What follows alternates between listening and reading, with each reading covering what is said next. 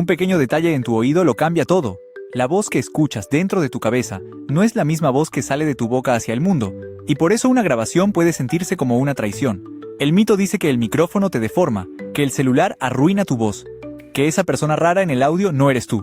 La realidad es más incómoda y mucho más interesante. La grabación no te cambia tanto como te revela desde afuera. Durante toda tu vida has escuchado una versión privada de tu voz, una mezcla íntima que nadie más recibe. Cuando aparece la versión grabada, el cerebro compara dos señales distintas y declara que algo está mal. No es vanidad, no es drama, no es que tu voz sea fea.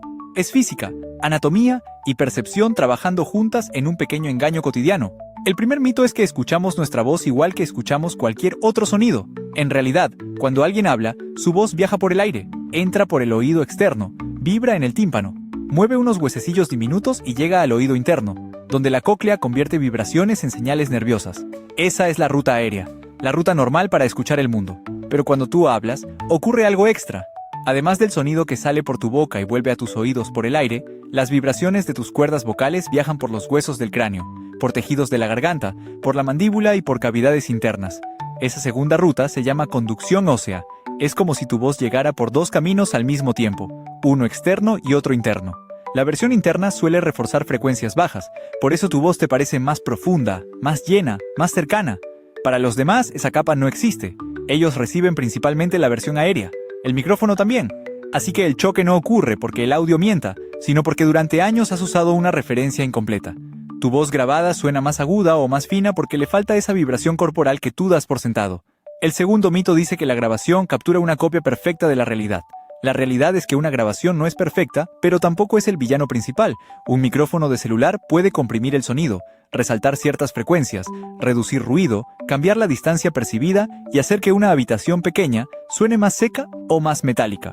Eso influye, claro, pero incluso con un micrófono profesional, en un estudio silencioso, muchas personas siguen sintiendo rechazo al escuchar su voz. La razón está en el punto de comparación. Cuando hablas en vivo, tu cerebro no escucha una señal limpia y objetiva, escucha una mezcla de sonido aéreo, conducción ósea, vibración interna, presión muscular, respiración y expectativa. Cuando escuchas una grabación, desaparecen varias de esas pistas corporales. Solo queda una señal externa, más parecida a la que oyen los demás. Es como mirar una foto tomada desde un ángulo que nunca usas en el espejo. La imagen puede ser real, pero no coincide con tu costumbre. Y el cerebro, que ama lo familiar, confunde lo desconocido con lo incorrecto. Por eso una frase común aparece en casi todos. Esa no es mi voz, pero sí lo es. Solo es tu voz sin el filtro interno que siempre la acompañó. El tercer mito es que odiar tu voz grabada significa que hay algo malo en ella. La realidad apunta más hacia el cerebro que hacia la garganta. Nuestra voz no es solo un sonido, es parte de la identidad. Está pegada a cómo creemos que somos, a cómo imaginamos nuestra presencia, nuestra autoridad, nuestra simpatía, nuestra edad, incluso nuestra seguridad. Cuando la grabación rompe esa imagen, no solo oímos una diferencia acústica, sentimos una diferencia personal. Estudios de neurociencia sobre percepción auditiva y autorreconocimiento muestran que el cerebro procesa la propia voz de una manera especial. No es igual escuchar a un desconocido que escucharte a ti. Tu voz tiene una carga emocional porque está vinculada con memoria, control motor y sentido del yo. Además, cuando hablas, el cerebro predice el sonido que va a producir. Antes de que la palabra salga del todo, ya existe una expectativa interna. Esa predicción ayuda a distinguir lo que tú haces de lo que viene del exterior. En una grabación, la voz regresa sin el contexto del movimiento, sin la sensación de estar hablando, sin la vibración del cuerpo. Llega como si fuera otra persona, pero con rasgos demasiado familiares.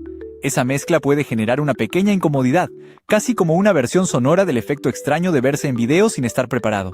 No es que la voz sea mala, es que el cerebro esperaba una cosa y recibió otra.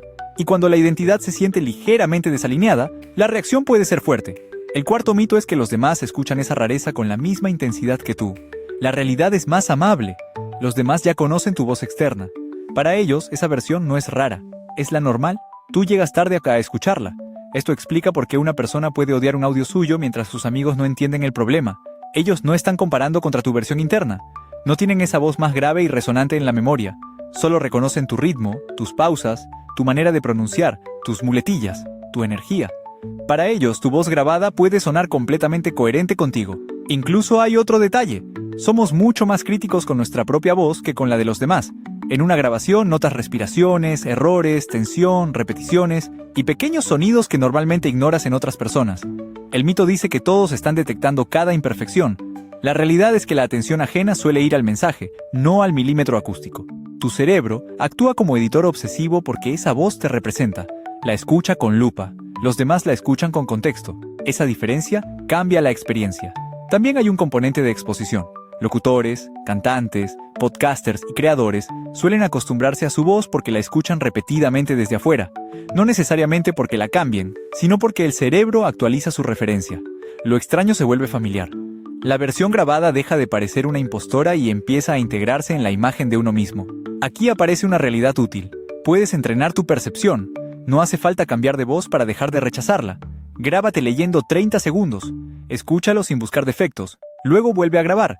Al principio, el cerebro se engancha en el timbre. Después empieza a notar cosas más útiles.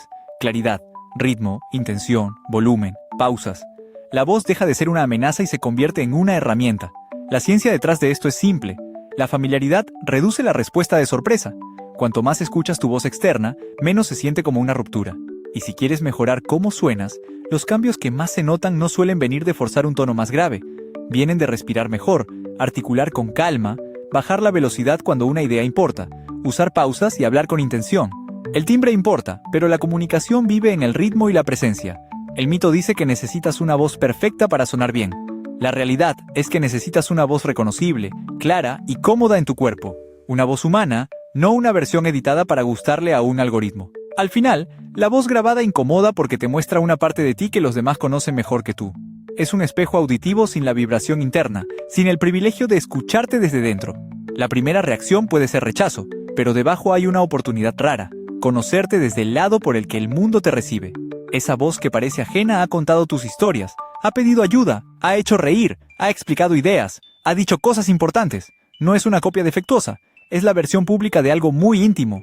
Y cuando la escuchas con menos juicio, aparece una verdad sencilla. No suenas como otra persona, suenas como tú, solo que por fin desde afuera.